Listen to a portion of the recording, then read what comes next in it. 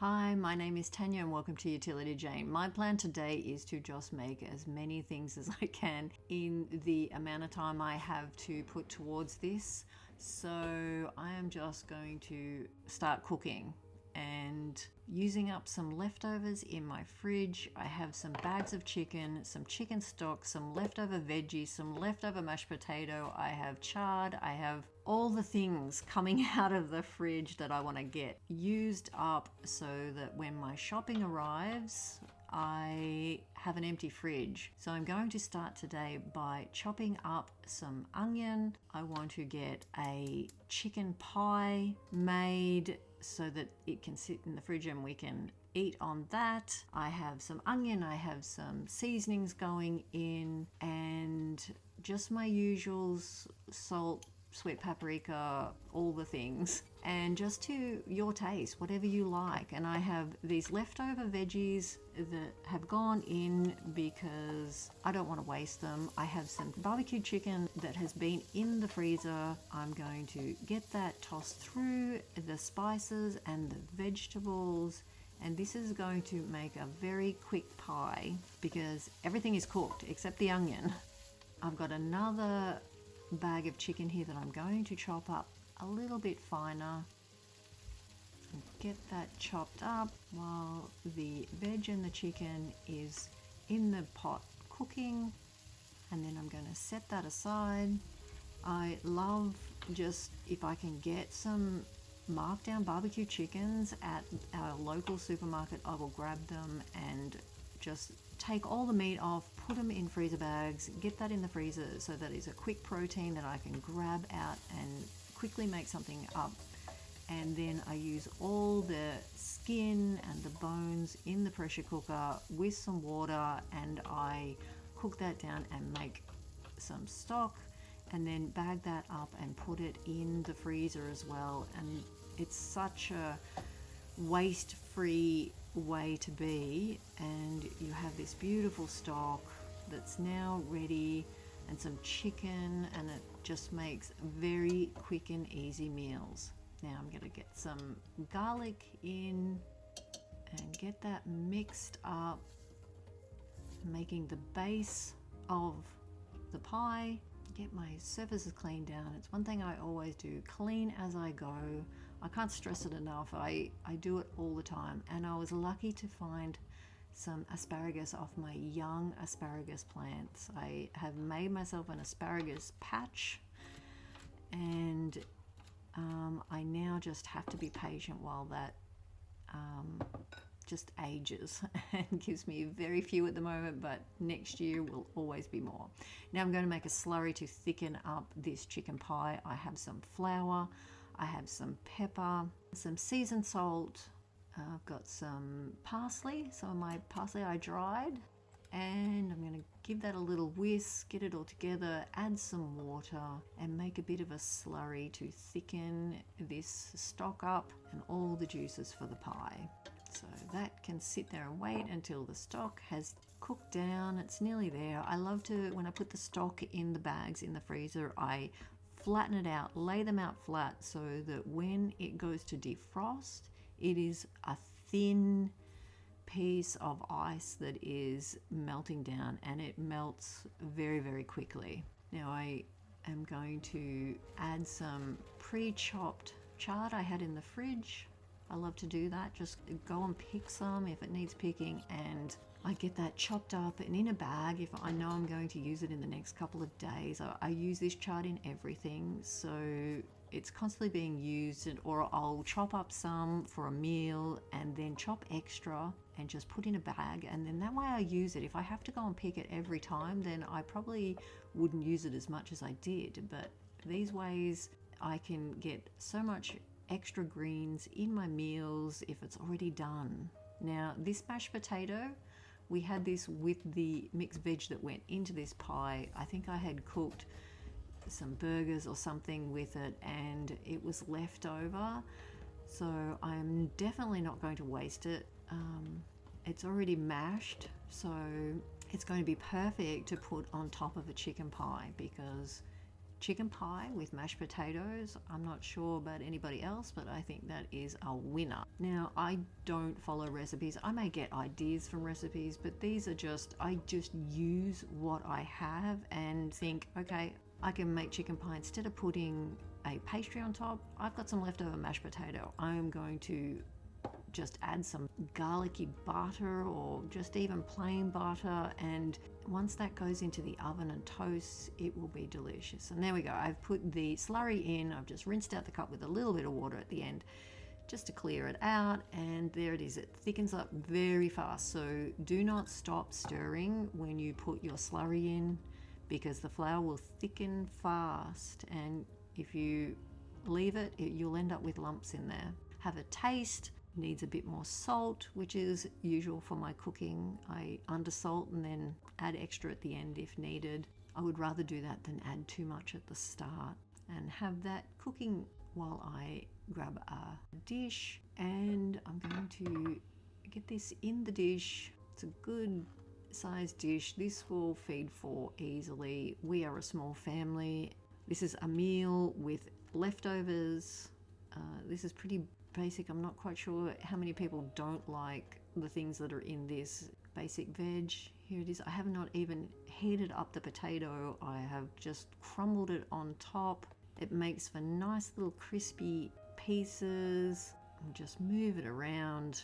Put that over the top. There's a fair bit there, so it's going to have a nice thick potato top on it, and no waste to those vegetables. This is what having some prepped things can make a meal very, very quickly. The chicken was prepped, the stock was prepped, you know, we had leftover vegetables, add them all in a pot and make a pie. And it's sort of like you've upcycled the few things that you have and made a new meal out of it.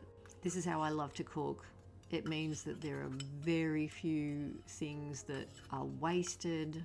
I mean, the cost of food and groceries at the moment is beyond what you would have thought, 3 years ago, 4 years ago.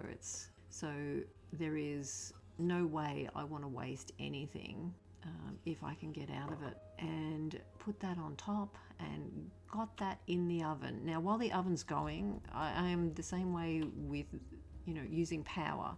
If the oven is going and it's only got one thing in it, then I roast another vegetable, or I cook a cake, or mix up biscuits and get them cooking. Otherwise, the oven is going for one thing, and I can now have pie with roast broccoli on the side.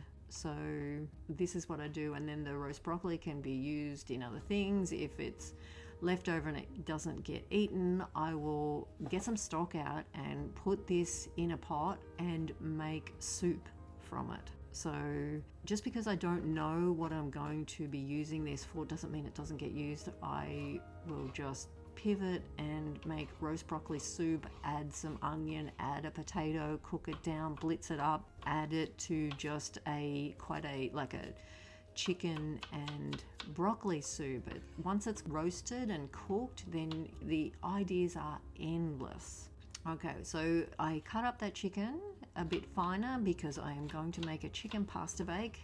My daughter loves pasta bakes, so I love to have a pasta bake around. I mean, it's such easy eating. I've got some carrots, some capsicum, I've got that fine chicken, I've got an onion, I've got some penne pasta in, and I'm going to cook that, get that boiling, have it cooked. Look, there's the pie.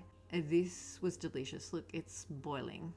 Now, the pasta, for a pasta bake, I undercook it. Well and truly undercook it, because then it has the chance to soak up the juices out of this vegetable and the sauce, and then it won't go all overcooked. So I've got some carrots, the capsicum, the onion. I put in some basic spices. Get that moving around. It's the start of every cooking meal for me, is getting those basics in, getting some spices in. I've got the chicken going in, get that mixed around so that can take on the different spices. this will come together very fast. Once you've got that pasta cooked, it does not take long at all. I've got some garlic going in. This is a very basic pasta bake, quick and easy, but something else that can be eaten from in the fridge. I always think that, if you're going to have a sandwich, why not have, a proper meal? So I've got that, keeping an eye on it and keeping it moving. And then I'll get some tomato paste in, use that as the sauce so that I'm not adding like a big lot of liquid into the pot so that the pasta can go in there's a little bit, I'm just cleaning out the jar. If it needs a bit of liquid to help the meat and veg go across the pasta, then I will. There we go. Add that in. I'm going to grate some cheese up, get that grated so that is then done for the week. We love to eat plenty of cheese. I buy just blocks and then grate it and mix my own to whatever taste I want. And then I'm not getting all those additives on it, so anti-caking agent and the rest. So get that mixed up. Add a little bit of passata. There we go. See how there's not a lot of liquid in the pot? It will go across the pasta, have a bit of a taste, then I put the pasta in, get that coated, and then just gauge it as I go. I cook with my eyes, just seeing what it needs. And I think once you learn the basics, you can do that. After grating cheese, I make rissoles or hamburgers because the food processor is dirty already. So I've done this in a previous video.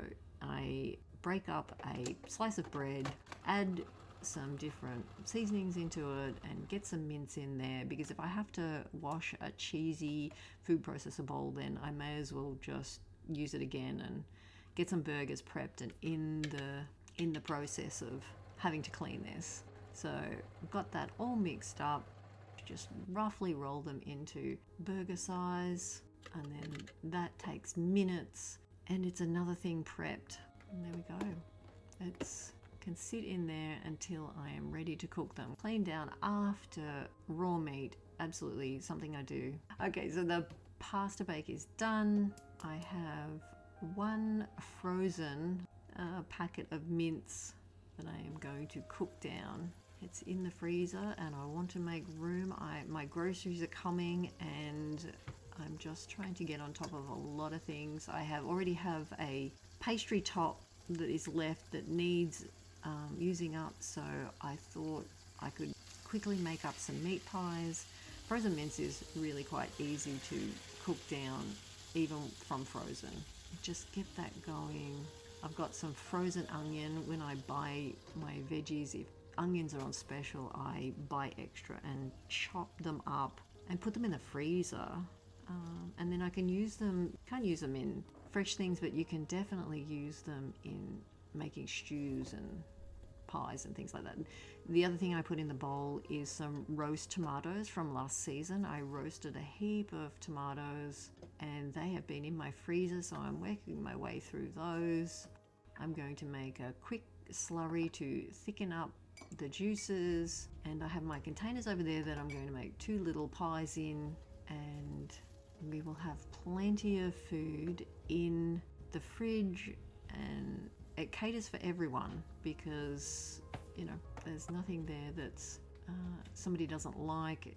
People can eat what they want during the day. I'd rather do this than have loaf of bread after loaf of bread going through, but people be eating on that.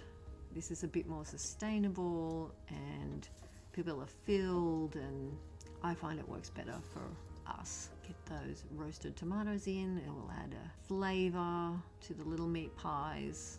Slowly cooking that down. I've got the broccoli out. I added a bit of butter to it while it's sitting on the bench cooling down.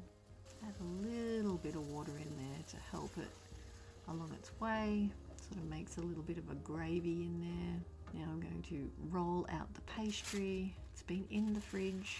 I made it in my last video and it is cold, so I'm going to go gently on it. I've halved it. I've only got to make 2 circles. Just roll it out so that they cover those little dishes. I found these at Kmart, and I think they're wonderful. They come with a little glass and silicone lid, which I absolutely love. And they can go in the oven. So they're oven proof, freezer proof, and microwave proof. I absolutely love them.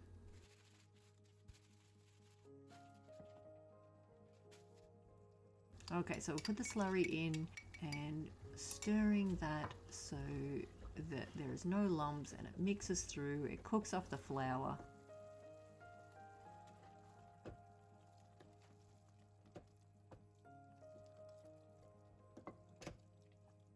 Do a bit of a taste. As per usual, add some salt and mixing that through. So this is just beef and onion with a little roasted tomato in it. And I can either have this, have a salad with it, have some broccoli and maybe steam up some other vegetables. You know, even if it's just a big plate broccoli and some meat pie, I think that's great. And shove the pastry down inside. I've just very rustic. Poke some holes in it for it to bubble through, let the steam out. And now I'm going to get on, I've got some bananas that need eating. They are going black. I'm just going to whip up some sourdough banana pancakes and quickly get those cooked while everything else is just sort of finishing off and cooking. It's amazing how much you can get done in a couple of hours if you say, I'm going to stay here and I'm going to cook as much as I can using up all the food that, or the ingredients that need using because I've done the shopping, using up vegetables, using up leftovers, using up fruit, and just adding a few things to it. And then there is food, you know, plentiful in the fridge. I don't have to think about cooking. People can come and eat when they're hungry. I absolutely love doing a restock of the fridge. And there it is, all mixed up. Get my sourdough starter into a clean jar because that jar's looking a little crusty. I don't like them when they look crusty. And I'm going to feed it up. I feed them up with spelt flour and ground brown rice flour. Just a couple of heaped tablespoons, a little bit of water, and then it just sits there. Now it's cooler weather, or it's getting cooler, it can sit under the lamp and it's just a little bit of warmth for it to help it keep going. If I plan on not using it, it will go in the fridge, but there it is, ready to be used tomorrow. Now I have some coconut oil. I've got my big pan out and plenty of coconut oil, and we'll get some pancakes made. I love this pan. It has a lid and I can get them on, and by the time they are toasty, the lid is on, they're cooking. Look at this. This is beautiful. They're rising up. They were absolutely delicious. There wasn't very much time to the sourdough, but I used up some of the starter and it tastes so delicious. There's plenty of these. We have these with some maple syrup. My daughter loves brown sugar and lemon on it, and they're just a little snack that we can grab, or breakfast. Now, while this pan has been cooking pancakes, I need to clean it. So here we go. I decided I am just going to cook the hamburgers in this, and then they are cooked. We can either eat them or I can put them in the freezer already cooked. And it's just another thing. I think when you are very busy, the thought of having to cook a meal, sometimes it's hard. We live in a small town. We do not have takeaway around us. So we sort of have to be prepared, or you do have a sandwich or a toasted sandwich, which is fine. There's nothing wrong with that. But if I can do this and prep food and it's getting, 4 days after and it's not all eaten, it will go into the freezer and we can get it out and just heat it up and use it then.